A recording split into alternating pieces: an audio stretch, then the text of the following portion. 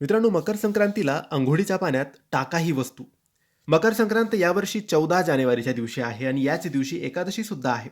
मकर संक्रांतीचा दिवस हा सगळ्यांच्या आयुष्यात सुख घेऊन येतो, समृद्धी घेऊन येतो, शांतता घेऊन येतो. सूर्याचा हा दिवस असतो. म्हणून हा दिवस आपण उत्साहात साजरे करतो. या दिवसाला तिळाची खूप जास्त मान्यता असते. तिळाचे पूजन करणे, तीळ वाटणे किंवा अंघोळीच्या पाण्यात सुद्धा तीळ टाकून आपण अंघोळ करावी. आता ही कोणती तीळ टाकावी? तर काळ्या रंगाची काळी तीळ मिळते. ती काळी तीळ तुम्हाला आणायची आहे.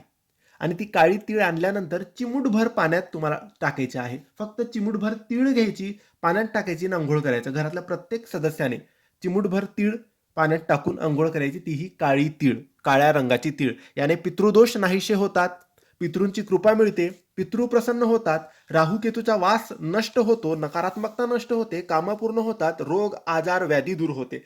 तर मकर संक्रांतीच्या दिवशी तुम्ही तुमच्या दिवसाची सुरुवात तुमच्या अंघोळीच्या पाण्यामध्ये काळ्या रंगाची तीळ एक चिमूटभर टाकून दिवसाची सुरुवात करा. धन्यवाद.